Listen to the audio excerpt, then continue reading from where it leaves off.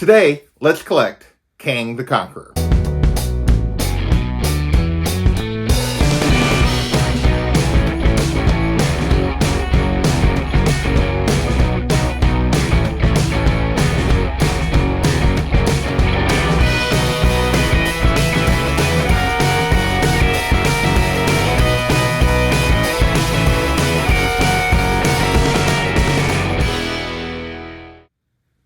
Hey everyone, welcome back to JP's Budget Collecting and another episode of our Let's Collect series. Yes, I am finally bringing this back.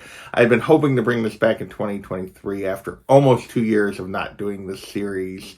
And I was hoping to do one a month. I'm already behind, but we will see if I can maybe do a little better.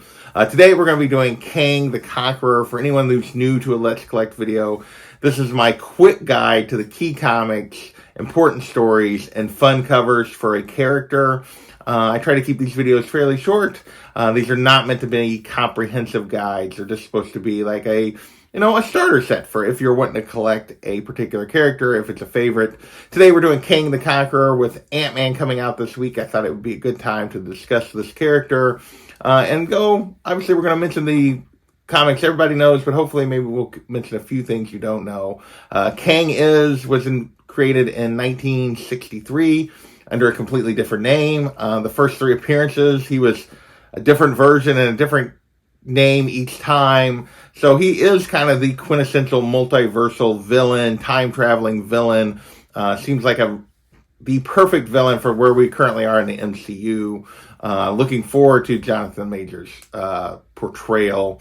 But really, this is about the comic version of Kang.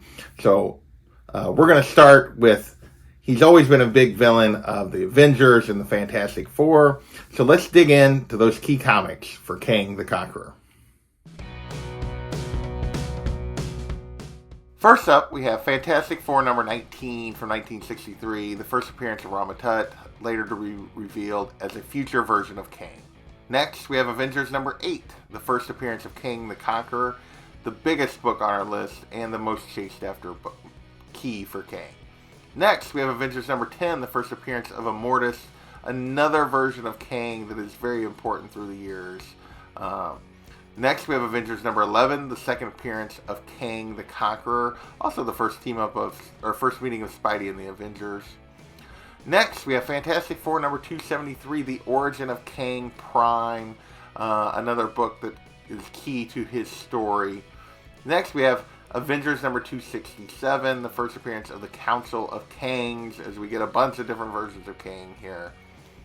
Next, we have Avengers number 269, The Origin of Ramatut. So we finally learn how that Ramatut version came to be that we met originally.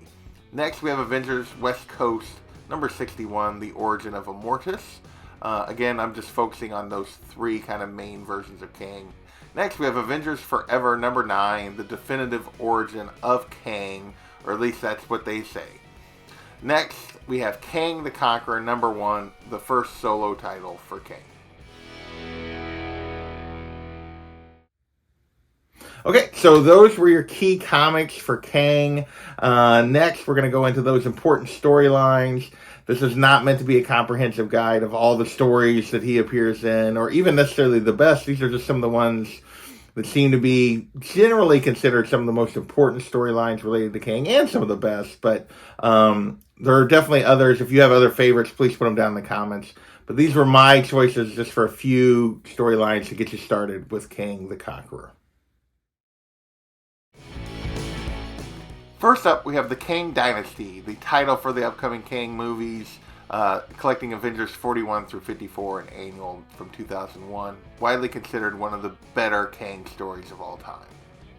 Next, we have Once and Future Kang, which collects Avengers 262 through 269, but most importantly collects the Council of Kang storyline, which is 267 through 269.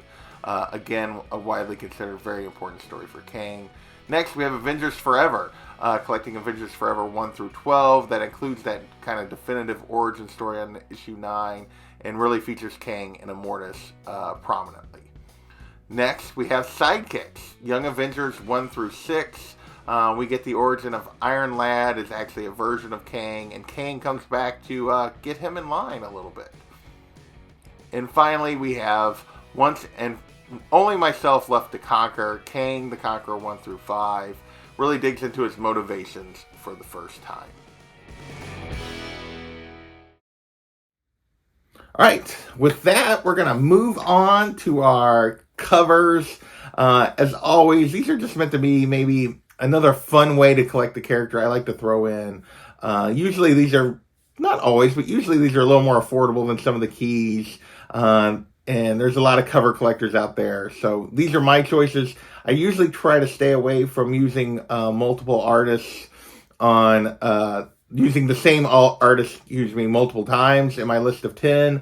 I also try to avoid keys. So like Kang the Conqueror #1, I really like that cover. I use it for the thumbnail. It's not in here because we've talked about it in the keys. So try to avoid the keys, that kind of thing. Again, if you have other favorite covers that I've forgotten or missed, please put them down below. With that, here are the cool covers for Kang the Conqueror. First up, we have Marvel Team Up #10, featuring the sweet John Romita Sr. cover with Kang prominently battling Spidey and the Human Torch. Next, we have Avengers #129, this Mike Esposito cover with Kang battling the Avengers. Next, we have Avengers #49, which you saw in the trade for Kang Dynasty. This Karen Dwyer cover is just a great cover. Next, we have Young Avengers #4, this Jim Chung cover with Kang front and center after taking on the Young Avengers. Next, we have Avengers #2, this sweet Alex Ross cover showing a bunch of different versions of Kang. Next, we have Seasons Beatings #1, the Marko Djurdjevic with Kang front and center. Just a really prominent and nice Kang cover. Next, we have Kang the Conqueror #3, the Mike Del Mundo. Kang versus Doom, you can't go wrong there. Lots of good covers in this series, but that's the one I picked. Next, we have Timeless #1 with Kang front and center, looking all kind of a badass. And finally, next we have New Fantastic Four #1, the Alex Maleev. Amazing Kang cover. This was actually a Comic Tom exclusive. And finally, a cover that isn't out just yet, Avengers Forever #15, another Alex Ross cover, but the Villain Timeless cover. Okay, so that is our list of the key comics, important stories, and cool covers for Kang. I want to thank you guys for watching, and we will catch you next time.